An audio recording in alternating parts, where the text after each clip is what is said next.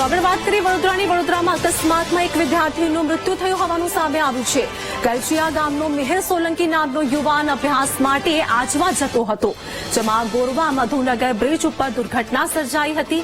તો વિદ્યાર્થીનું bike slip થયું કે કોઈએ ટક્કર મારી તેની પણ હજુ તપાસ હાથ ધરવામાં આવી છે.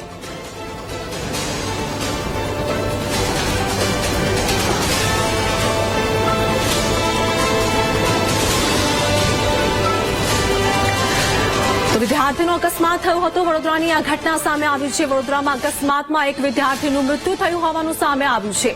કરચિયા ગામનો મિહિર સોલંકી નામનો યુવાન અભ્યાસ માટે આજવા જતો હતો, તે દરમિયાન આ ઘટના બની હતી.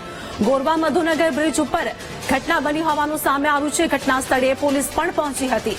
વિદ્યાર્થીનું બાઇક સ્લીપ થયું કે કોઈએ ટક્કર મારી તેની પણ પોલીસ દ્વારા તપાસ શરૂ કરવામાં આવી છે.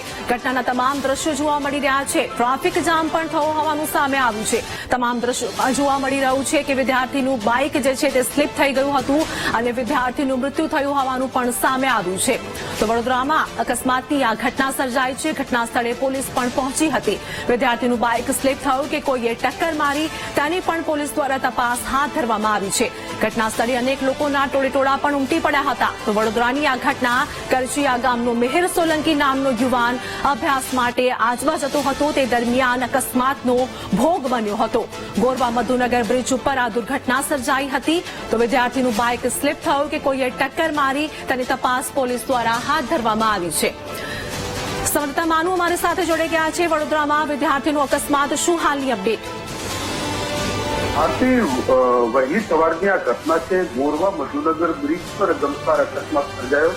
અકસ્માતમાં એક વિદ્યાર્થીનું ઘટના સ્થળે જ મોત થયું છે.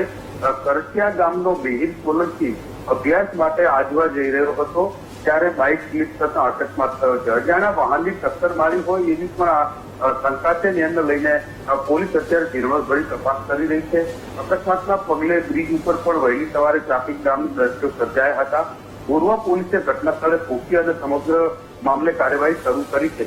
પરંતુ બાઇક સ્લીપ થયું કે અજાણ્યા વાહનની ટક્કર વાગી છે, તેને લઈને અત્યારે પોલીસ તપાસ કરી રહી છે.